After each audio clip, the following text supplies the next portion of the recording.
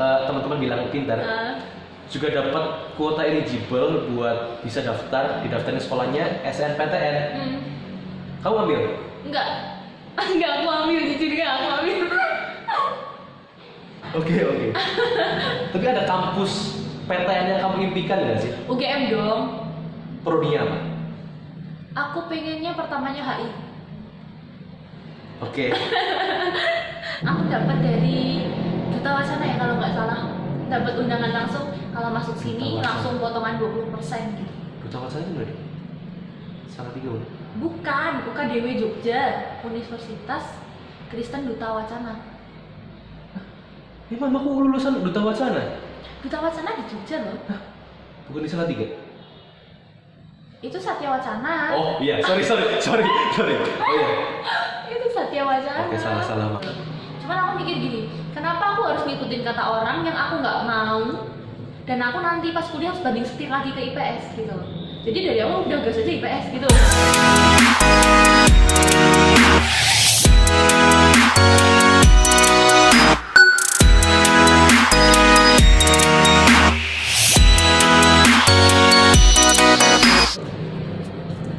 Oke. Masuk ke organisasi tadi. Sekarang kamu tergabung dalam organisasi apa aja?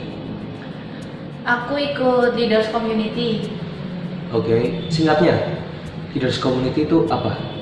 Leaders Community itu UKM untuk seluruh universitas. Jadi tingkatnya seluruh universitas. Di dalamnya banyak kegiatan kemasyarakatan.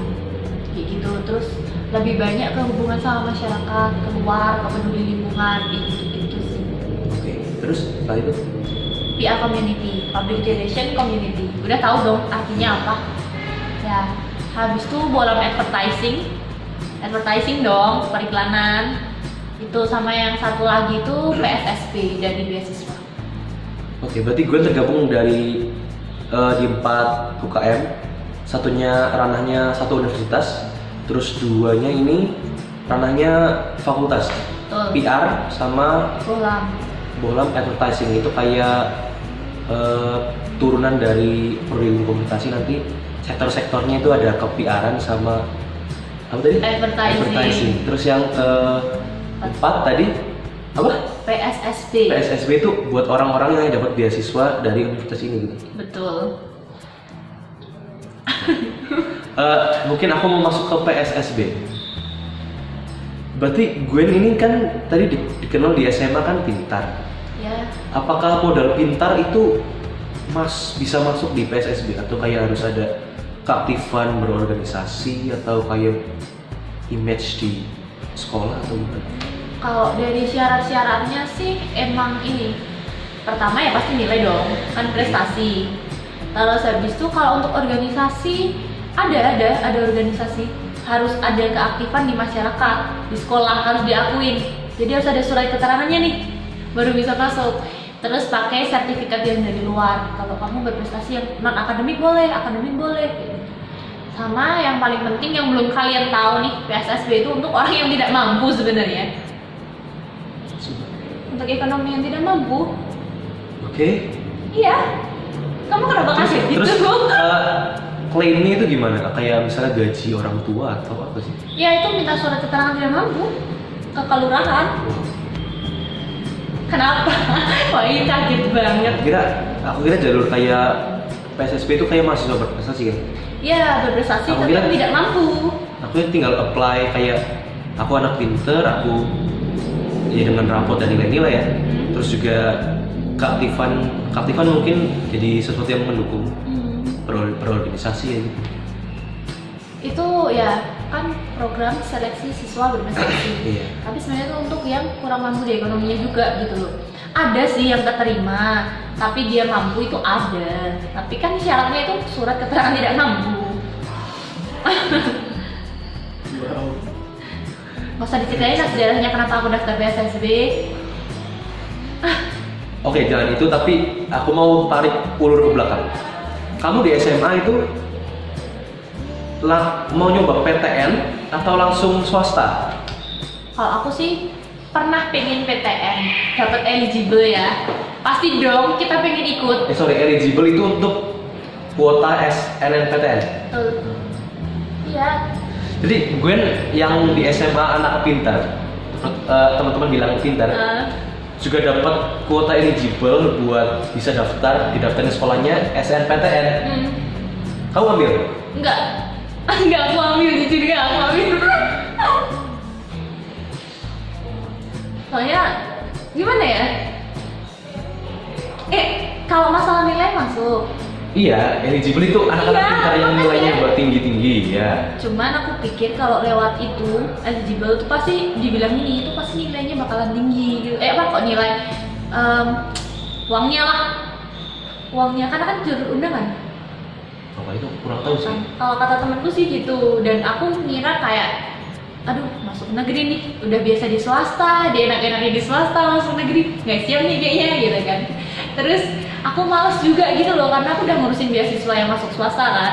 Oh, sebelum pengumuman SNMPTN kayak kamu dapat kuota eligible, kamu udah daftar sini? Iya, aku udah daftar dulu, karena kan lebih duluan yang swasta daripada yang negeri. Oh. Maksudnya aku daftar sini itu di antara SN, berarti setelah SN tapi sebelum SB. Jadi aku SBMPTN dengan status udah terima di sini. Jadi aku nggak terlalu bekerja keras dalam SBMPTN.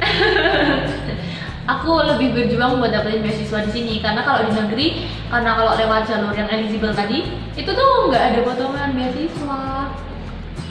Aku lebih milih beasiswa dong, tolong. Oke.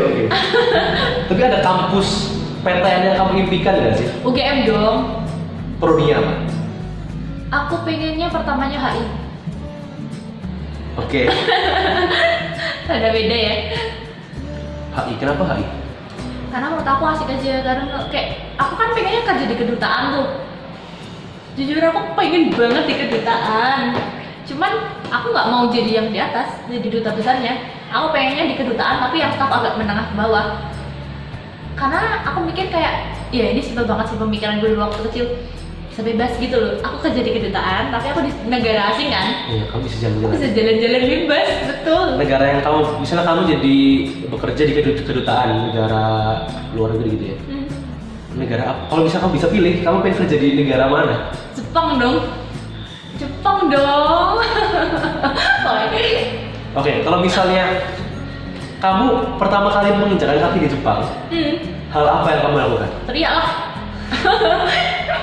Paling aku cuma gini cek, gitu. Wow, Jepang gitu. Akhirnya aku sudah Jepang. Berarti kayak mimpimu kalau misalnya bisa jalan-jalan ke luar negeri, destinasi pertama yang datangin Jepang. Betul, Jepang. Itu juga sih. Terlepas dari semua dus buku, aku memang Iya, pengen ke pasti. Jepang. Kan kembali lagi ke apa PTN tadi ya. Iya. SB nggak ikut. Enggak. Aku itu hamin berapa itu kan pembuatan akun untuk SB kan. LTMPT ya. Ya itu akun itu aku lepas, aku bilang, Bu, kasih ke orang lain aja, saya percaya PSSB saya keterima. Tak kasih ke teman. Tapi pada status itu belum diumumkan secara resmi dong PSSB ya. Belum. Tapi kamu yakin keterima? Yakin karena udah ada pengumuman. Aku lolos satu, tinggal lolos yang kedua itu. Yang kedua tuh wawancara doang. Dan aku lepas. Soalnya ada penghiburan juga kan. Aku dapat dari Duta Wacana ya kalau nggak salah. Dapat undangan langsung, kalau masuk sini Duta Wacana. langsung potongan 20% gitu. Duta Wacana itu berarti? Salah tiga bulan. Bukan UKDW Jogja, Universitas Kristen Duta Wacana. Ini mamaku lulusan Duta Wacana. Duta Wacana di Jogja loh. Bukan di Salatiga. Itu Satya Wacana. Oh iya, sorry. Oh iya. Itu Satya Wacana. Oke, salah maaf. Kamu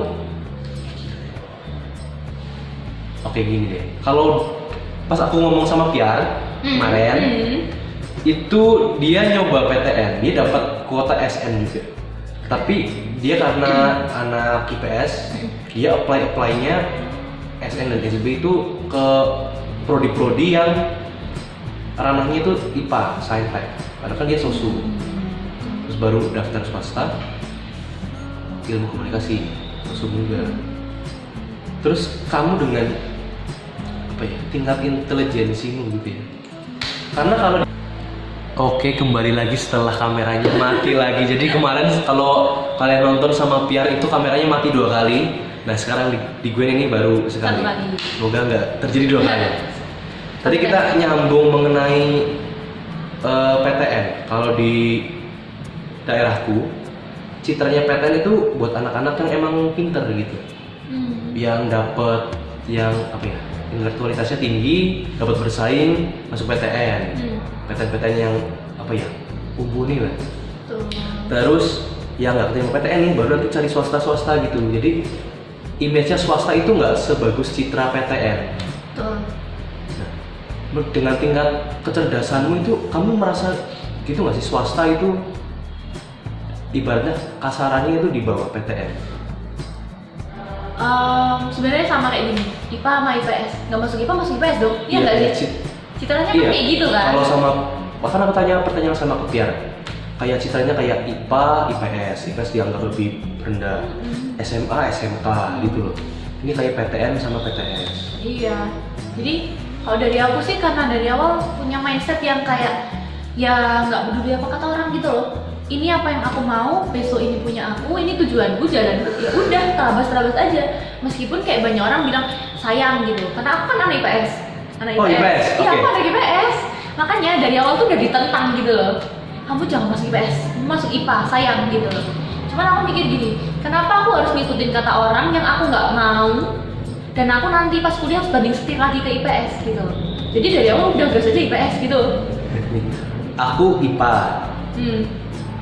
Karena kenapa kalau IPA di SMA aku itu kayak sistemnya ngurutin, jadi kayak lulus SMP kan keluar kayak nilai apa, NEM atau apa sih? Iya, ada rata-ratanya itu. Itu jadi kayak yang mungkin kayak dapat lumayan tinggi di sistemnya masukin ke IPA, yang mungkin rada di bawah masukin IPS. Jadi kalau angkatanku 10 kelas itu 7 IPA, 3 IPS.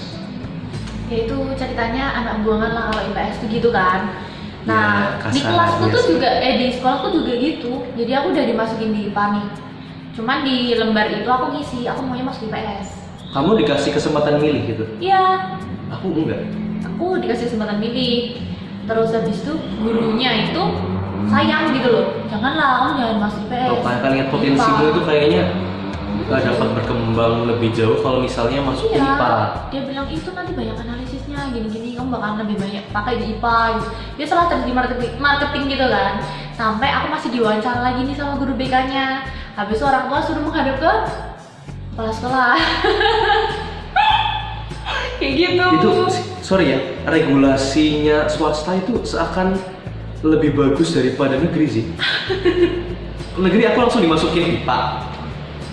Tapi kalau kamu bisa milih dan segala macamnya, kayak konsultasi guru BK, orang tua dipanggil, itu kayak betul-betul menurutku sih lebih enak ya. Ya aku bersyukur nih mas di BW. Masuk BW guys. Terus kenapa ilmu komunikasi? Tadi kan kamu bilang hubungan internasional. Terus kenapa ya nggak terlalu banting setir sih, masih dalam ranah IPS lah. Betul. Kenapa ilmu komunikasi nggak HI? HI banyak politiknya dong.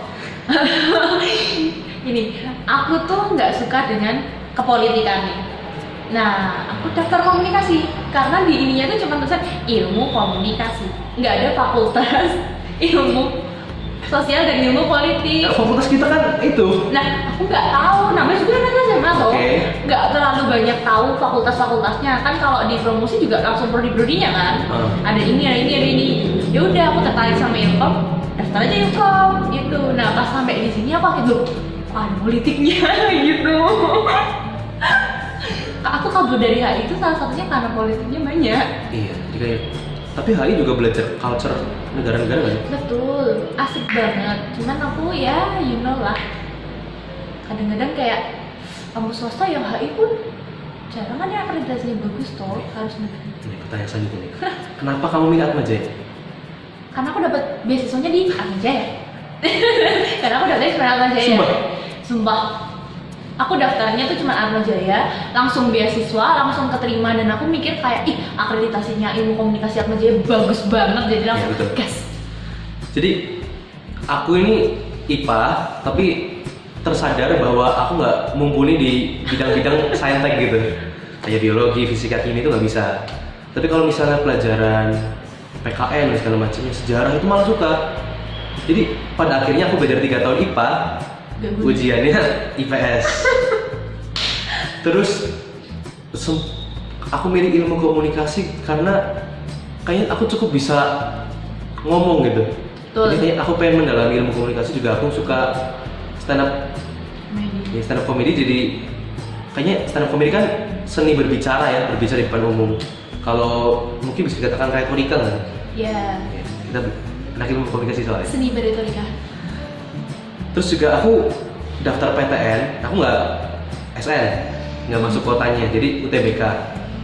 Cari universitas top Indonesia lah, Oke. ilmu komunikasi. Ketika UTBK itu kan ada 2 pilihan. Aku nggak pilih pilihan kedua, cuma satu doang dengan yakin ya. Apa tuh? Aduh, kayaknya aku nggak mau nyebut universitasnya sih. Tapi pas, jadi ada masanya ketika sebelum ujian itu dicek dulu petugasnya maju satu-satu. Ini anaknya betul apa enggak, ada KTP dan segala macam, mukanya sama enggak. Terus dilihat, ih kamu pilih satu doang.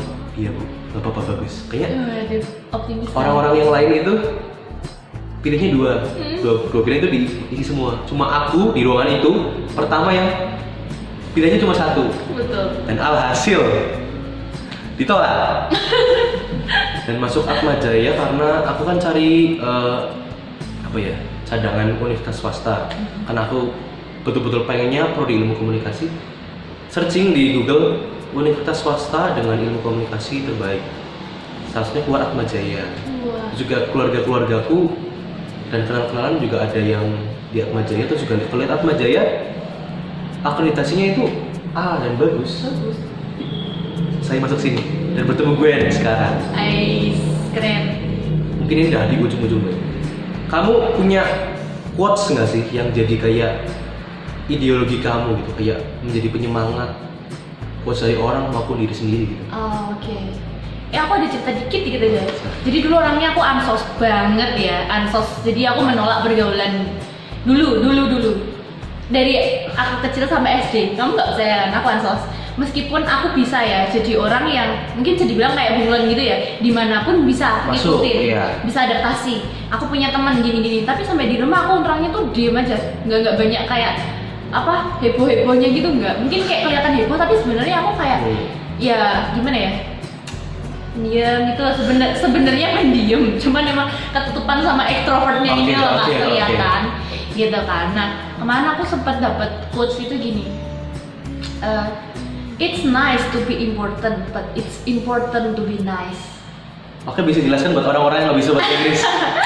Jadi guys, menyenangkan untuk jadi orang yang penting, tapi lebih penting untuk menjadi orang yang menyenangkan. Dan itu aku belajar di situ. Makanya aku masuk ke ilmu komunikasi karena jujur ya, meskipun aku orangnya hiperaktif, ekstrovert kayak gimana kelihatannya, tapi sebenarnya dalam diriku tuh aku nggak bisa berkomunikasi sama orang, sulit untuk bergaul, sulit untuk percaya. Nah maka dari itu ketika aku dapet quotes itu, aku merasa kayak wah, untung aku masuk ke ilmu komunikasi, bisa belajar berkomunikasi. Karena aku orangnya tuh sebenarnya kepoan, pengen belajar dari orang lain, tapi tuh nggak bisa yang beneran kayak oh aku tuh kayak gini loh, gitu loh. Nggak bisa terlalu terbuka gitu.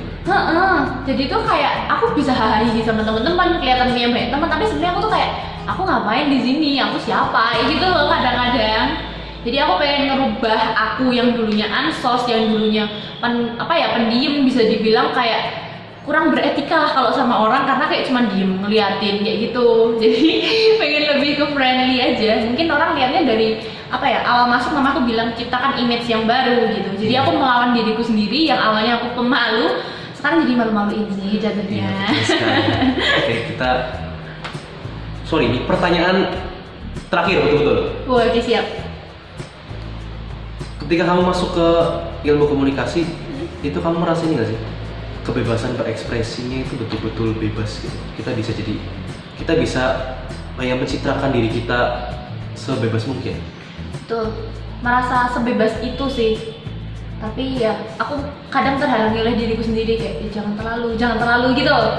Jadi kayak masih jaga-jaga image. Tapi jujur di ilmu komunikasi kamu bebas mau jadi siapapun, mau jadi apapun, serah.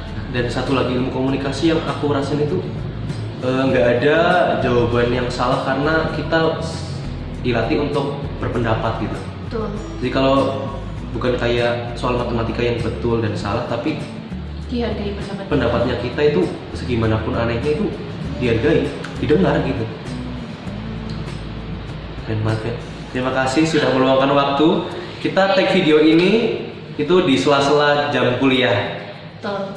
Jadi terima kasih sudah mau sharing-sharing.